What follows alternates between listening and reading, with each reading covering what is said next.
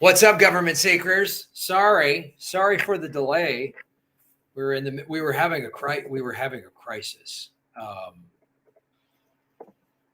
We have gotten resolved. This is going to be a fantabulous episode.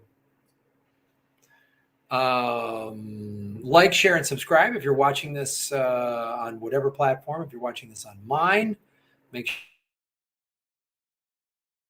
If you're watching this on Lee's YouTube, make sure you like mine. Hold on. Boom. Let me just put this out on the social media, on the Twitter and the like. Tell everyone you're excited, you're here watching it.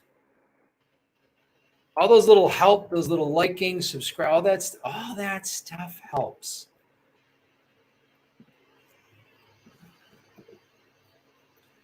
And this is we're government episode 126. That's pretty exciting.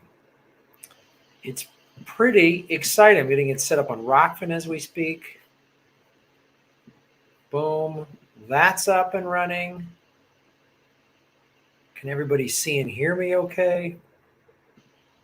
I've got some podcast equipment, a soundboard, and some microphones I'm trying to sell because I'm revamping. I have this big soundboard and I don't need it, so I need to streamline it. If anyone wants to buy some a soundboard and microphones, let me know. All right.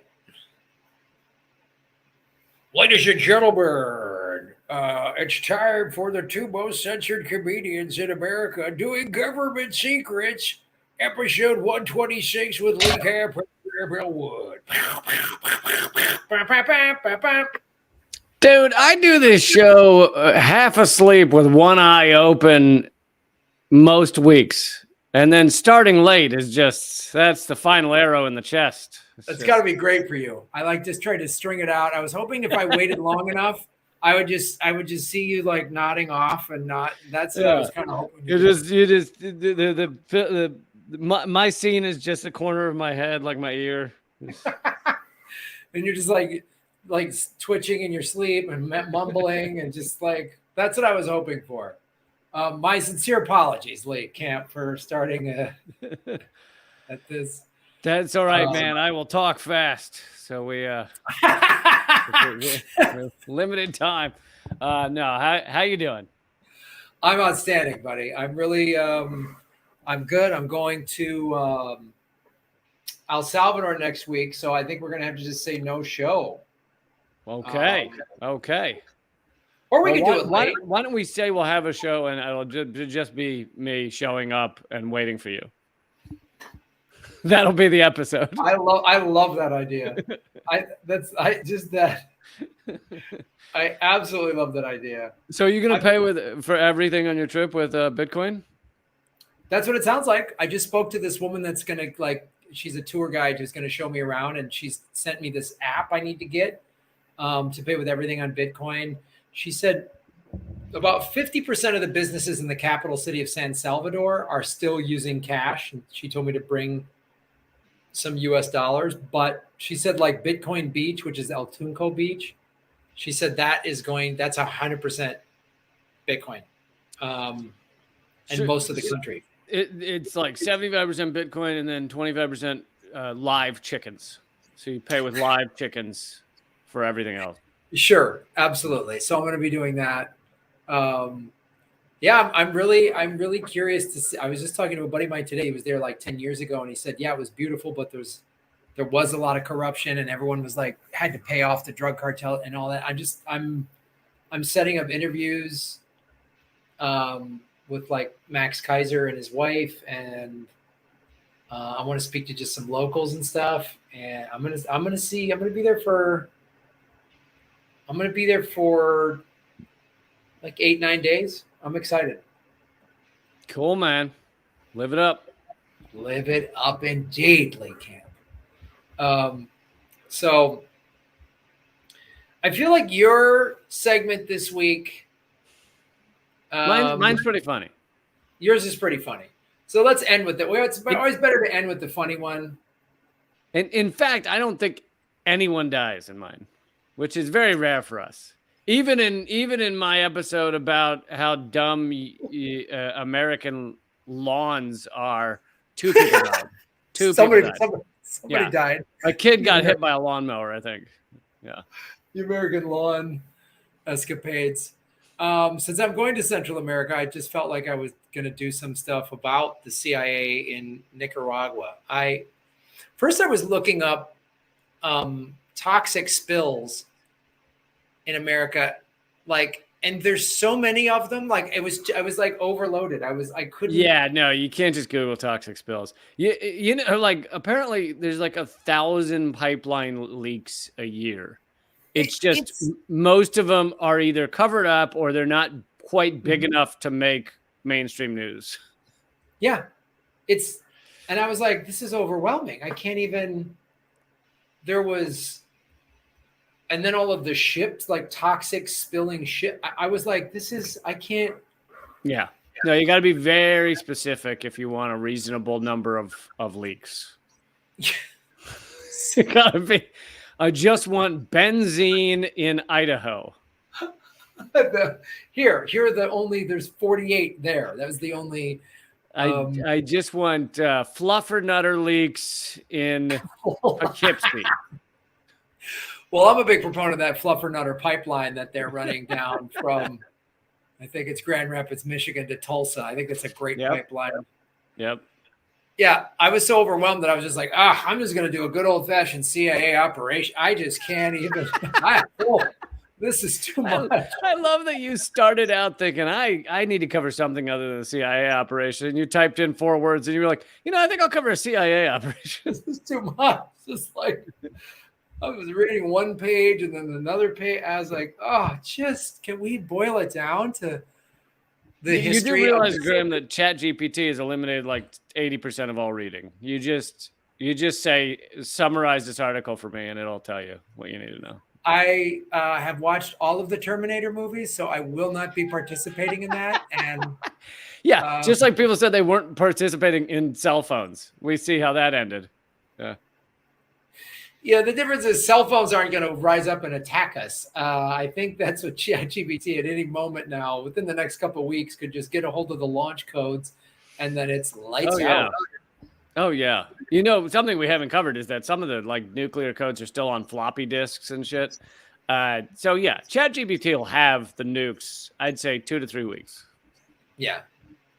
So I don't think we're going to make it as a species, going to make it to Christmas, but. Anyway, let's get in with our first segment of Segment number 1, CIA's long, rich history in Nicaragua. This is fascinating. We've talked about CIA coups in Latin America before, but I really wanted to. Now, this has to do, and we've talked about different aspects of the Iran-Contra thing, but I wanted to just focus on how long we've been in Nicaragua and how blatantly it was illegal, and yet we kept doing it. It started in 1961 when the Sandinistas were founded. So again, it's this old trope of communists and Marxists are going to be too close to our borders. And I just did a story.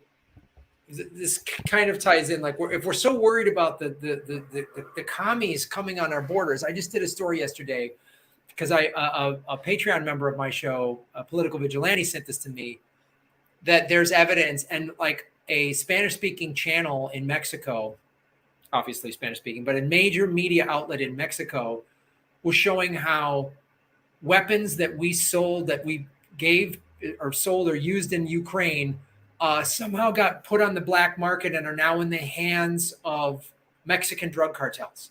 So, dude, and I hadn't seen that story, but there was the story that was reported actually by CNN and CBS, and they ultimately succumbed to pressure from the administration to retract it. but they both put out stories saying that upwards of 70% of everything the U.S. is sending is ending up on the black market or in corrupt hands. It's not ending up on the front lines. So the biggest threat to America's safety from Latin America is American weaponry. So that sounds right. I want to just put that cloak over this story when you read all this stuff about, oh, no, we're worried about the commies. No, we should be worried about our own weapons industry just being sold willy-nilly because we are a for-profit nut farm that we will sell the rope to the hangman that will hang us, knowing full well this rope is going to hang us, but it's a profit, like it's. So the Sandinistas were formed in 1961, and there was the Cubans were also, again, the Cubans. So well, the U.S. at the time was very worried that communism was going to take over the world, and that tragically Americans would end up with health care. So yes, and free college, and free college. So it was a big fight to stop this tsunami of healthcare coverage. If the communists take over, there might not be any more homeless people. And then who would we spit on? Yeah. Right. So there was a lot of fighting between 1972 and 78 between the Sandinista guerrillas and the Nicaragua National Guard. And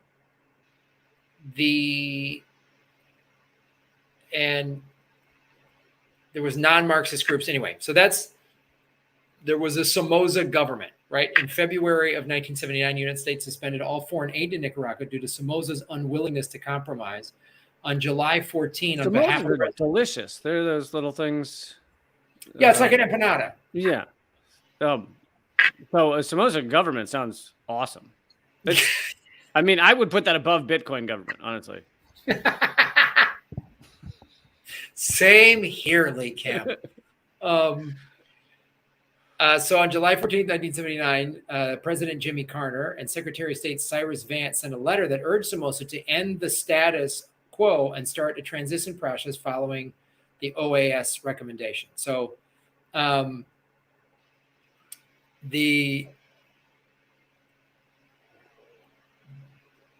just a quick background, the Somoza government had assumed control of Nicaragua shortly following the withdrawal of the United States military personnel in 1933. So this goes back. Now, we've had military down there since, it's one of the countries Smedley Butler, I believe, talks about. So we weren't worried about communists. It's commerce is the word.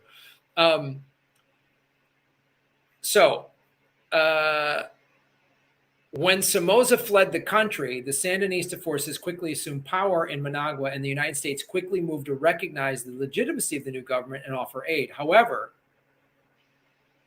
the Sandinistas chose instead, which is the FSLN, which stands for Frente Sandinista de Liberación Nacional, it's the Sandinistas.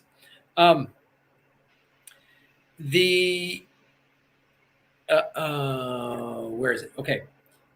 The Sandinistas then chose to look for global communist interests, including the Soviets and Cubans, for support. So that's when it was like, uh-oh. By 1980, the government of national recognition, the GRN, under Cuban influence, had began installing pro-Marxist, anti-U.S. doctrine in the Nicaraguan educational system. This is Wikipedia's language. This is not my language. So yeah. Just so we're clear. So, it's always that slant of we had no choice. It's ramping us up for this next page in the story. Right. The U.S. policy on Nicaragua began favor support of anti-Sandinista, the Contras, because most people involved in the U.S. intelligence operations, including Dick Nixon, feared the defeat for the rebels would probably lead to violent Marxist guerrilla movement in Mexico and other Central American countries. No, you wouldn't be able to let American corporations go down there and plunder their national resources. So that's and I love how it's called violent Marxist guerrillas. So basically, anyone who believes in Marxism is probably violent guerrillas, whereas anyone who believes in capitalism, we're just sending our justice bombs over there to make things right. That's not violent. That's No, friendly. no, Friendly. capitalism, American capitalism and its military have never done anything violent or threatening. Like nobody says. There's no, and yeah, I mean the terminology is hilarious. It's like so ours aren't gorillas. Gorillas are worse because they hide in the trees, right? Yeah, That's what guerrilla tactics are. The sure. hidey thing. Whereas if you're killing people up front, if you just walk in and stab them or shoot them, that's fine. That's good polite warfare. Yeah, or just carpet bomb them with B-52s like we Yeah. did in Southeast Asia. Just that's upfront. That's gentlemanly, by the book obliteration of peoples. Yes, and societies and the agriculture and everything. Yeah. So the Contras also contributed to drug dealing in the United States and brought a lot of crack cocaine. Now, we've talked about Gary Webb uncovered this. I mean, I don't want to – there's a lot of tentacles that come out of Nicaragua with Iran-Contra and Gary Webb. But I don't like the mixed metaphor of tentacles and a web. If you're going to have web, it needs to be webbing. Okay. I'll try to iron that out, Lee. Yeah, because this octopus does not spin webs. Okay. Sure. It's the web. Well, don't spiders have tentacles or something? I don't know. I'm not a science guy. I don't. Government secrets. You heard it here first. Spiders have tentacles.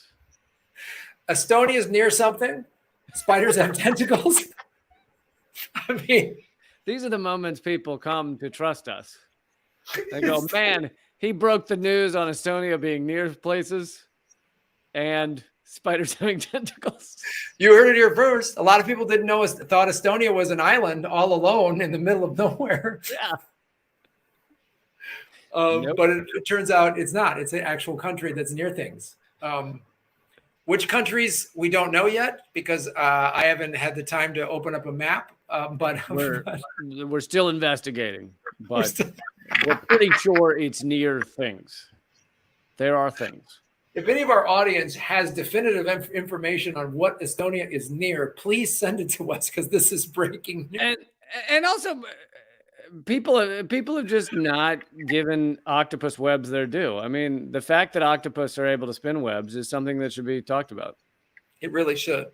And spiders, apparently. Yeah. They actually can spin octopus. I don't know if you know that. A spider can create an octopus out of web. Yes, it can. Well, it's Estonian spiders. Come on now. Full circle on the riff. All right, let's get back into it. So again, the Contras are in there. This is something Gary Webb uncovered, and Gary Webb, as we've discussed on this show, killed himself with the official police report was shooting himself in the head twice. That's the official police report on Gary Webb. It's the only way to get it done. But I also want to make the point that the U.S. has been a warlike culture and corrupt for many years. You know, Smedley Butler, for example, was talking about the early 1900s. I mean, he wasn't talking about the 60s and 70s, but still back during these times, the Nixon years and stuff, the corruption that was revealed that, sank Nixon and the Iran-Contra that was harmful to Reagan, it was just less than what it is today. So what Iran-Contra was and the selling of these drugs was they wanted funding to send to these rebels and they couldn't get it through Congress. So they sold the drugs to get the money and they sold arms to Iran to get the money to fund these rebels. Whereas nowadays the military would just do it.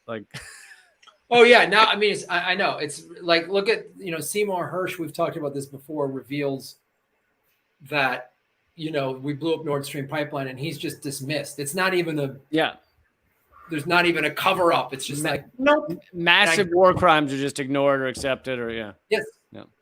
And there was a story in the New York Times again that I covered where they're like the CIA, the whole gist of the story is the CIA heard that Ukraine wanted to blow up the Nord pipeline and they said this isn't a good idea. And there's no mention of Seymour Hersh's article anywhere. It's just like he never happened, and now we're going to throw out all these crazy theories of what it's fascinating. They just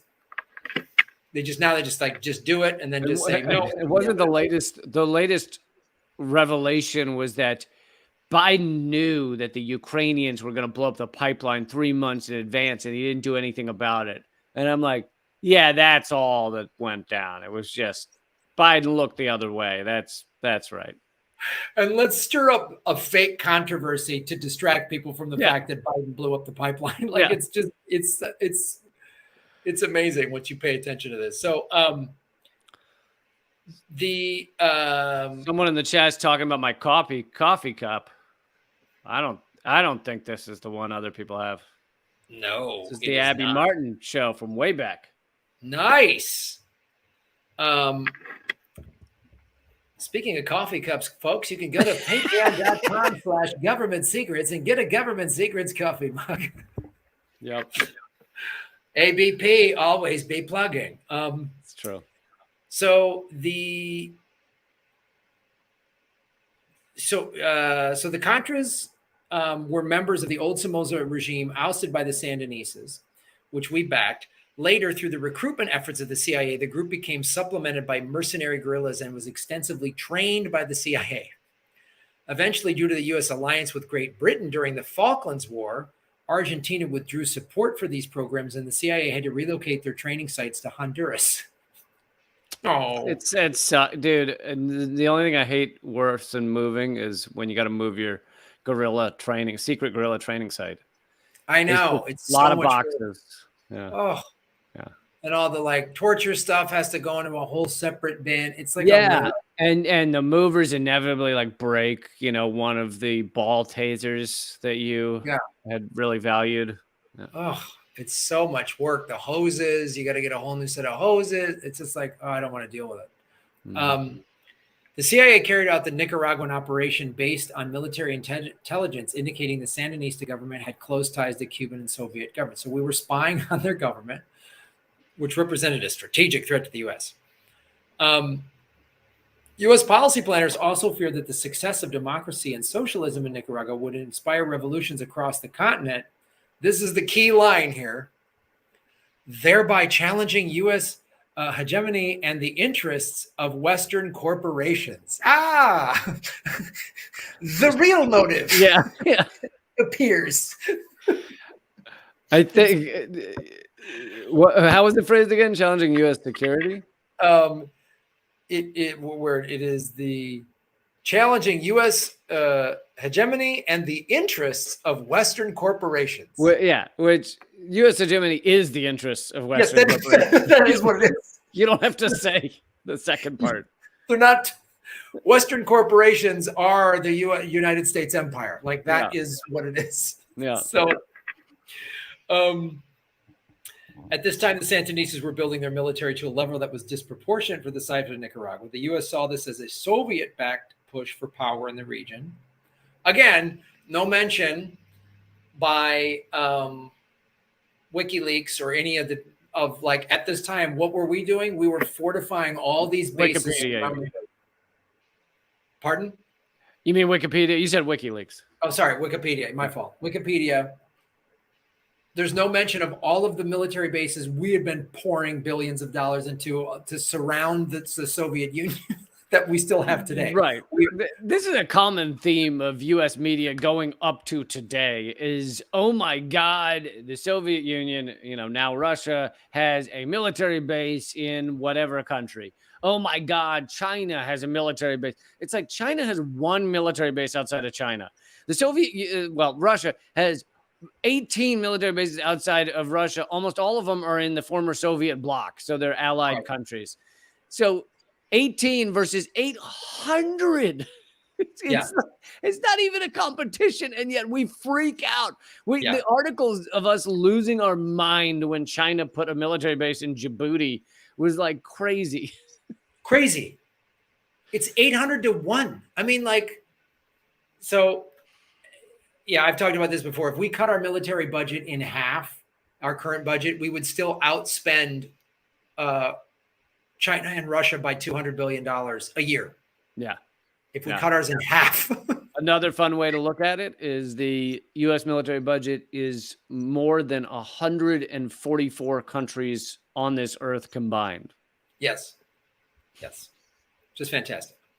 So the CIA gave $50,000, which in today's money would be $161,000, to training and arming of the Contras in 1981, which was eventually followed up by millions more once the CIA secured funding for the operation. The CIA executed operations of their own. That's weird. The CIA operating outside of the White House and Congress and the Senate. They've never done that before. I would think there would be a very strict line of command through the White House. I don't think they'd ever do anything on their own. That would be, of course. In 1982, the CIA trained team blew up 2 bridges in Nicaragua. The CIA blew up bridges. Well, those were communist bridges. Those were. Oh, right. Okay. Yeah. Cuban backed. And they mined a shipping port, the Corinto Harbor, which was carried out probably by actual members of the U.S. military. The CIA claimed, it was people we trained. You know, the CIA always has this plausible deniability. We trained these guys, and then they went nuts. We didn't know what happened. It was like actual U.S. military members. Yeah. But we don't want to admit that. Just like the actual U.S. military members just blew up Nord Stream 2. Yeah. But now we're going to say it's a bunch of Ukrainians went nuts on a boat or whatever. We trained them to secretly blow up oil pipelines at the bottom of the sea, and then they went and did that. Like, what? Lee, I can't. If I train a group of people and I give them American armaments and funding and resources and a boat and everything to do it with, you can't expect me to be responsible if they do the very things I funded and trained them for. You can't expect me to babysit these people that I funded, armed, and trained. I funded and armed and I trained them, and sure, I put up a map saying that's where I would blow up the pipeline. But if they went ahead and did it, I mean, I thought we were just talking hypothetically, like guys at a card game. You know what I mean? It's like, so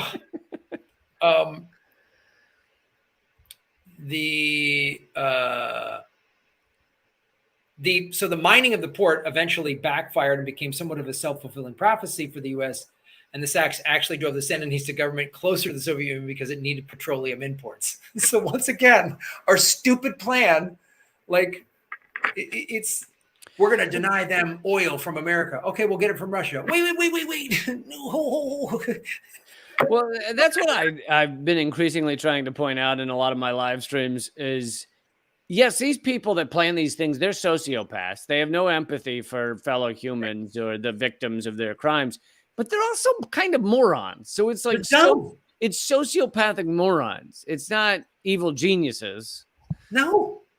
They're like, if we had a bunch of idiots who were given way too much money and power and they were just sociopaths, they would create this. It's idiocracy. It's moron town. It's unbelievable the dumb crap that they do. It's the perfect combination. And our economic system puts those folks, those good people at the top of things. It's like, you're a sociopathic moron. We will boost you up your entire career. You'll become the Donald Trumps of the world, the Elon Musks of the world, and you'll be right up there. Yeah. Because Lee, here's the difference. Just as a sidebar, especially in terms of most people, if you worked really hard and you started making $10 million, you'd be like, I'm good. I'm saying, you know what I mean? Like, if I got to that amount of money, I'd be like, I'm good, dude. I got a house on the beach. I got surfboard. I'm good. I fly. Even if stepping on that guy's throat gets me $10 more, I don't think I need it. I don't need it. Yeah.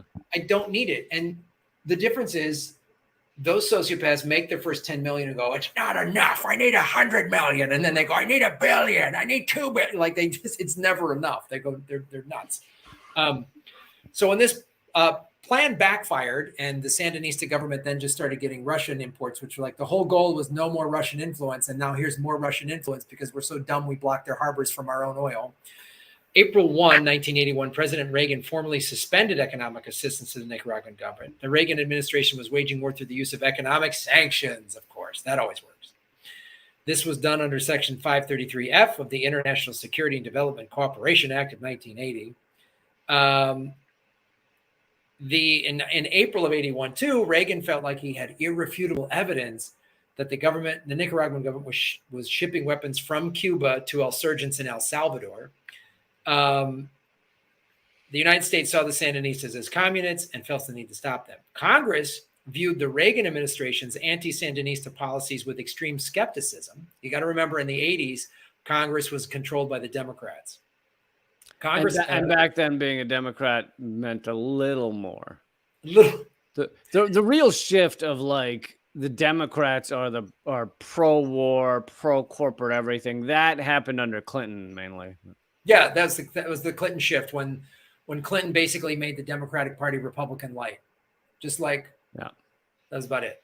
But it was basically became Republicans who claimed in speeches that they cared about trees, and that was it. Yeah, and some of them might have been maybe pro-choice.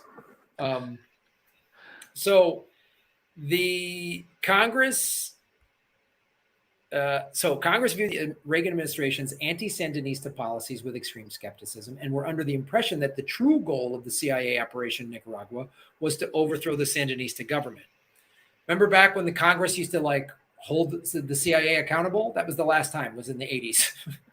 Yeah, there was a brief period in the 80s after the church hearings and everything, after MK Ultra came to light and everything, where there was a certain percentage of Congress that was like, I think we need to hold the CIA and the FBI accountable. Yeah. And that didn't last long. No, did not.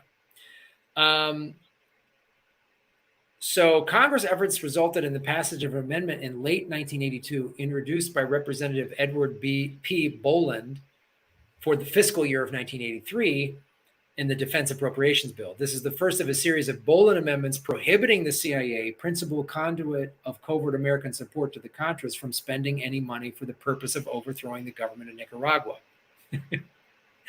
And the CIA followed the law to the letter. Segment's over. John Kiriakou, the CIA whistleblower, has said that in the CIA, and he worked there for years, they legit have basically an office of coups. I don't know that it's actually called that, but that's what it was. And he said, for those of us who were planners, you could go into the office of coups and say, I'd like to coup this country. And they'd basically be like, okay, tell us why. And you'd pitch to them why we should start working on cooing this country. And like that's how insane it is. I don't know, Lee, that makes sense that there's just a Shark Tank for coups that you have to go and just the TV show Shark Tank. Yeah. It's just a few guys with frowny looks on their faces like, why do we got to coup them? Oh, okay. Yeah. And here's the great thing about it. They're so poor, we can, just pitch the It's a water dish for cats that also cleans their feet. Wow. And we'll start a coup. All right. I'll buy that. I'll do that. I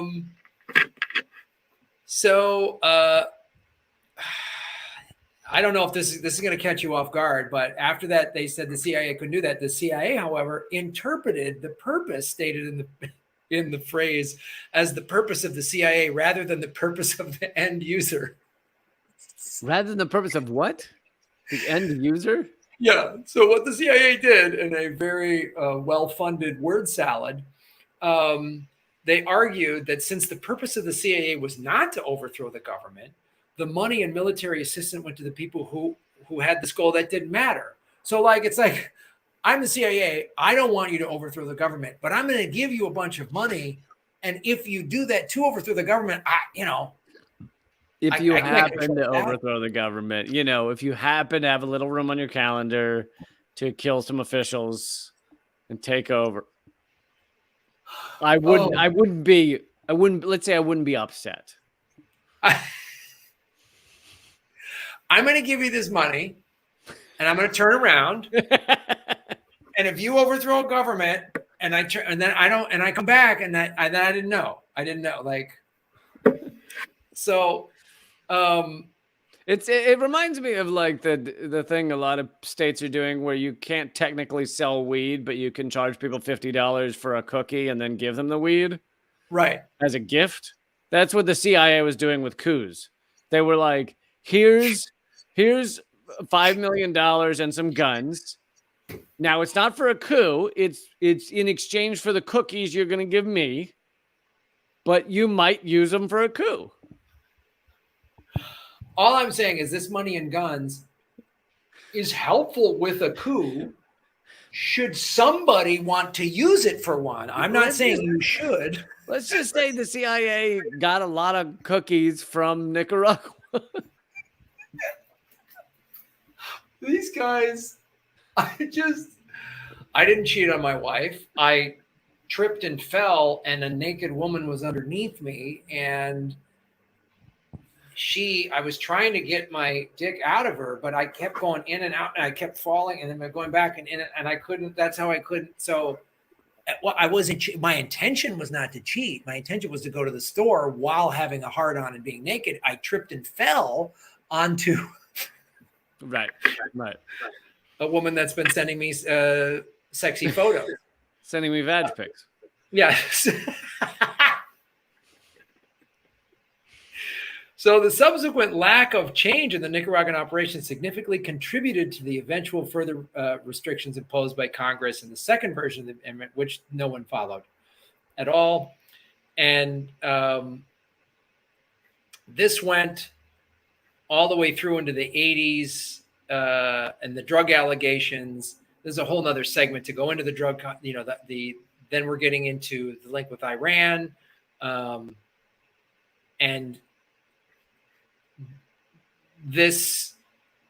we started mining the harbors again from January to March of 84, and they were mined by the CIA. The mining was carried out by CIA operatives on speedboats operating from larger motherships. The mining operations had been approved by Reagan under the advice of his national security advisor, Robert McFarlane. The mines are acoustic mines to frighten merchant sailors rather than harm them. Oh, thanks. That makes me feel good. So the mines just made people think they were being bombed. It didn't actually kill anyone. Okay. Yes. And then we get into the 80s where the whole Oliver North thing happened, the drug ties. I mean, this just became an ongoing thing. But basically, from a series of articles from 1996 and 97 titled The Dark Alliance by Gary Webb, brought all this to we've been talking about Iran-Contra into the late 90s. So that is really kind of, there's more we could do. We could do a whole separate thing on the specific Iran-Contra drug thing with Iran, with the drugs, with Oliver North. We could do a whole separate thing on that, but I wanted to show you, right, before we move into your segment, this is how it started. This is how we went into it. And of course, it was for Western corporations, and the CIA was told by Congress, no more. They kept doing it. And this is the last time, like we said, this 80s Iran-Contra thing was the last time the CIA has been held accountable by anybody for anything. And it's almost like the CIA knew that there was nothing that would actually be done to them if they kept going. Like it was like Congress basically said, "Why I order," and that was it. And any politician that got really loud, they would just send a copy of the Zapruder film and just be like, yeah, I mean, there were a lot of cat heads found in beds. Let's just say, yeah, just a lot of, or they just sent like autographed pictures from JFK to the house. Like, remember when he tried to shut us down? Remember that? Remember? So they actually sent pieces. The missing pieces of JFK's skull were sent to various Congress people. Yeah, just the actual, it was like they just sent like the actual medical examiner's report that we talked about 2 years ago on the show that was like, well, they just sent them that going, you might want to read this over. Yeah, take a look at this. So that's Government Secrets' first segment. CIA's long, rich, truth-telling history in Nicaragua. And now Lee Camp's going to tell us how the NASA landing could have murdered everybody. And I'm going to do it in 4.5 minutes. Here we Do go. NASA's Apollo 11 mooning.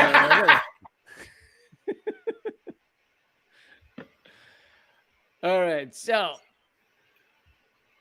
you know, I love this article because I found it shocking, but at the same time, I was like, oh, yeah, of course. This makes a lot of sense.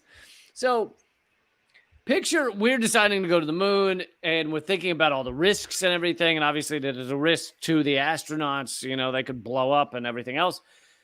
However, there's also risks like we don't know that much about the moon. Maybe it has pathogens, viruses, things that we could bring back to Earth that would just like wipe out everything. Just, you know, because kind of similar to when Columbus showed up in the Americas, you know, like that type of thing. It's like that is such a legitimate concern.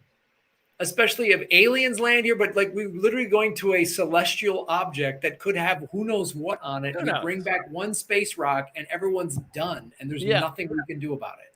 Who knows? So I will give this to their credit. NASA did think about that. NASA was like, you know, here's the thing: is we're going to the moon for kicks. We're doing it basically to show the Soviet Union that we're fucking better. And there's a small chance that it could kill everyone. Now, we also thought the same thing when we tested the first atom bomb, the first nuclear bomb. We were like, now there's a small chance. The scientists in the Manhattan Project actually had a bet going on whether it would, the testing, so this is before Hiroshima and Nagasaki, the first test, whether it would ignite the atmosphere of the Earth and kill everyone.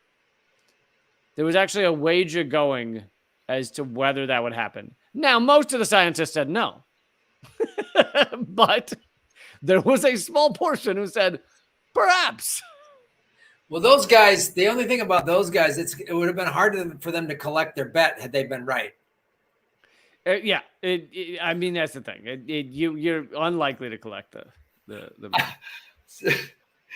And let me guess, the scientists were like, "This, we could bring back a pathogen from moon," but the military was like, "Shut up! We need to point a rocket from space down to Russia." It's like, it reminds me of, I'm going to say a joke that I find very funny that no one else does, but when they first turned on the Large Hadron Collider, and you remember it cost like $100 billion and it 20 years, and they finally get it, and it smashes atoms, and when it smashes atoms, they see like micro black holes, like tiny black holes. And they were like 99.9%. I remember reading this percent sure that the tiny black hole wouldn't create an actual black hole that like sucks all of matter into it. But there was that 0.1% that, and so my joke is just like the guy who finally flips it on. He's like, all right, here we go. Flip. And then you just hear whack, and then, oh shit. Just black hole, everyone dead. Oh shit. Ooh. Oh God. So it turns out it was the thing. Because it's too late to turn it off? Or what do we do? So in the summer of 1969, after Neil Armstrong, Buzz Aldrin, and Michael Collins, boy, nobody remembers Michael Collins. That guy did not do a good job promoting himself. That guy. When was the last time you heard somebody be like, I want to be like Michael Collins? Like literally, Pete Best has a better branding than Michael Collins. Better name recognition, yeah. So, you know, summer of 1969, after they landed on the moon, they stepped foot. This is from a Fast Company article, by the way. Stepping foot on extraterrestrial soil for the first time in human history. They piled back into their rocket ship, returned to Earth, were congratulated by then President Richard Nixon. He wasn't the one who initiated the program, but it completed under his watch. He greeted them. He greeted them as they huddled in NASA's specially constructed moon quarantine chamber meant to safeguard our planet against any apocalyptic lunar pathogens that might be born by the spacefarers.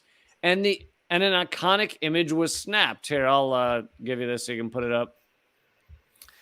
The iconic, obviously colorized image of Nixon greeting the space heroes inside their pathogen-proof chamber.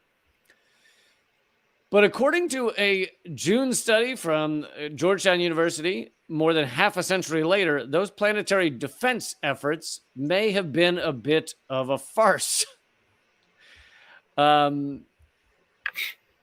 a quote from the author of the study. To a degree previously unknown, the Apollo quarantine protocol suffered from numerous containment breaches that would likely have exposed the terrestrial biosphere, the Earth, to contamination, had lunar microorganisms actually existed. So if they were actually carrying lunar microorganisms, which they were not sure didn't exist, then this quarantine effort was basically meaningless. Now, that they didn't exist was celestial luck. Although, to be fair, NASA had calculated that it was pretty likely they didn't exist. There's a good shot that we're not going to destroy the Earth. Wow. The agency knew there was a risk that the moon might harbor foreign microbes, ones that could devastate Earth with biodegradation or lunar fever that killed everyone. Such indecipherable threats could be world-ending. However, scientists also knew that the chance of any microscopic life existing on the moon were pretty slim. I mean, yeah, the moon landing was pretty cool, but who knew that there was just this handful of guys going, we might fingers crossed. Is this going to be like Columbus? Maybe. I don't know. There must have been, while this was happening, while the moon landing was happening, there must have been a group of Native Americans somewhere going, bad idea. Fucking white people doing it again. Yeah, Native Americans going, well, that's what you guys get. Like this is what you... Listen, if you're up on the moon and you find any blankets, fucking don't take them. Leave them there. Leave them. So they thought the chance was pretty slim. That's why he argues that despite spending well over $100 million on anti-contamination efforts in the 1960s, the Apollo mission's post-return protocol was riddled with errors that were hidden from the public, hence the government secret. Like the sleek metal chamber from which Armstrong and crew peered out, it was mostly for show. Tens of millions were funneled into the state-of-the-art quarantine chamber, the lunar receiving laboratory, where some sterilizing equipment was cracked or even melting. The astronaut suits leaked also, and all parties involved soon discovered that moon dust, much like confetti, was everywhere and impossible to clean. So basically, they're covered in moon dust. They realize they can't get it off their uniforms, their bodies, everything else. And ultimately, they're like, I doubt it'll kill everybody. I mean, yeah, it's like, this is insane what we're dealing with. So, and it really, again, if or not if, but when like alien life form actually lands and gets off the spaceship to talk to us, they could just decimate us. They could just have some pathogen that we're fine with. I mean, or that they're fine with that we're not, and just wipes us all out that we don't even realize. Just like when, again, like the Columbus is the best example. These indigenous tribes that had been all together and had no outside, and they were just wiped out because their immune systems weren't used to it and couldn't handle it, which could be the human race. Right. So, right. And there's another great point here that I hadn't thought about, that the laboratory itself, that pod you saw them in that photo with Nixon, was kind of moot because when they splashed down in the ocean, they immediately climbed out of their pod or whatever, climbed out of their space shuttle. So if whatever they had on them, like some sort of lunar pathogen, if it could survive in water and air, then it was already out. It was already free. Yeah. The minute they cracked open the capsule when they're in the ocean, oh yeah, I could have just gotten in the ocean and just that's it. We're done. That would have been it. So now it comes from it wasn't that they didn't think about this. It was that NASA was making a kind of grand decision. They were aware of the flaws in the protocol, but had long ago determined that lunar pathogens were, a fairly distant possibility. And if they did hitch a ride to Earth, quarantines would probably be futile anyway, doomed to failure. So really all of this was for show. They just did the quarantine chamber and all that stuff to make Americans and the world think that everything was okay. They were able to prioritize high probability risks to individual astronauts and machines over low probability risks to the entire Earth. However, this space age narrative looms large over the coming decade's Mars missions, where it's far more likely, now it may still be a distant possibility, but still far more likely than the moon, far more likely that there could be pathogens or something. Mars is a cosmic land that's far likelier to host alien life than the moon. Recent research suggests microbes may have flourished in Mars's crusty underworld 3.5 billion years ago and could still be buried in ice 30 feet below its surface. So we're getting ready for these Mars missions, and it's far more likely, still distant possibility, but far more likely there could be these pathogens and that we are not actually preparing to stop them from coming back to Earth. Well, as long as the guys wear sunblock, I think we're fine, right? I mean, it's like, well, you don't seem to realize that they were actually wax on, wax off when they got back with Doctor. What's the soap name? Dr. Bronner's. Dr. Brown's. Yeah, they were soaped off after they got back. Yeah, we soaped them down, kind of like that scene in Shawshank Redemption where the lye is thrown on them like prisoners, and then we hose them down. Great. Here it is, Dr. Bronner's peppermint pure liquid soap. So they were scrubbed pretty thoroughly. I feel like that stuff's good for Mars. I mean, I feel like as long as they got up in the taint area, I think we should be fine. Yeah, guys, just taint it out with the Dr. Bronze, and then we should be good to go on not wiping out the human race with a Mars pathogen. Yeah. Because no alien life form, microscopic alien life form, could prepare for a good taint scrub. Yeah, just scrub down your jive. You know what I mean? Get your shaft all clean and everything, and then we'll be squared away. We'll be all. But so there you have it, folks. Nice government secrets about how the U.S. yet again nearly killed everyone. Could have killed everyone. Oh, thank you, United States, for bumbling your way into not almost killing us. You morons. Yeah, that's fantastic. Well, again, it's funny. There's every episode, at least one of the segments, one of us goes, "Oh my God!" But actually, not that surprised. Like with the initial, right. The initial shock silence, and then you go, "But no, this isn't that shocking, considering the history sociopathic morons of of nutburgers that run this psychopath, this death cult called the United States of America." Well, that's awesome, Lee. What socioporons? That's a new term I've created. Socioporons. Idiopaths. Yes. Yeah. So are we doing Patreon? You got time for that? Yeah, I can squeeze one in. Let's do a quick one. Yes. So folks, go to patreon.com/government secrets. We will do a bonus segment there, a few minutes following the end of this show. And Lee, where can people see you online and all that stuff? I do live streams 4 days a week at leecamp.net. You can also get it rumble.com/leecamp. And those are the two places. Everything else is heavily suppressed, and they won't show it to you. So I hope you look me up at leecamp.net or on Rumble and follow those. Yeah.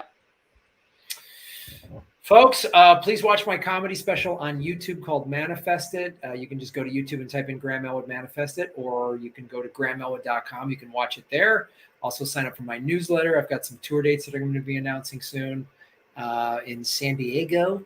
And if you've watched Manifest It, there's an inside joke there that I put and made into some merchandise on a t-shirt that you can get at grahamelwood.com, along with, it's the only place you can get political vigilante merchandise.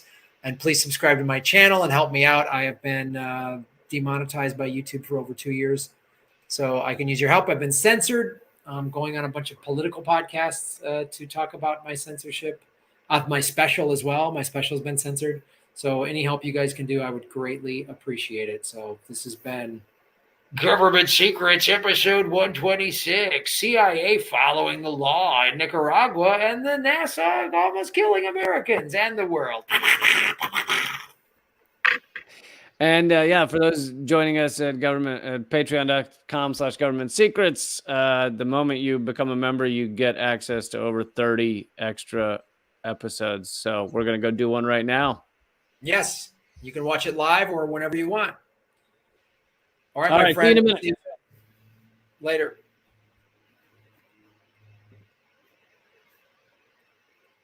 All right, thanks everybody. Hit the like button. We did a good job.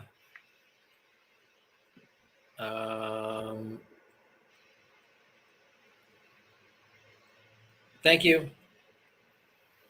We will see you over at patreon.com/government secrets. Thanks everybody. Thanks for Holly and Blaze Silverwolf and our moderators today. We appreciate it. And we will be back maybe next week. I'm traveling, so maybe not. I don't know. All right. Thanks everybody. See you soon.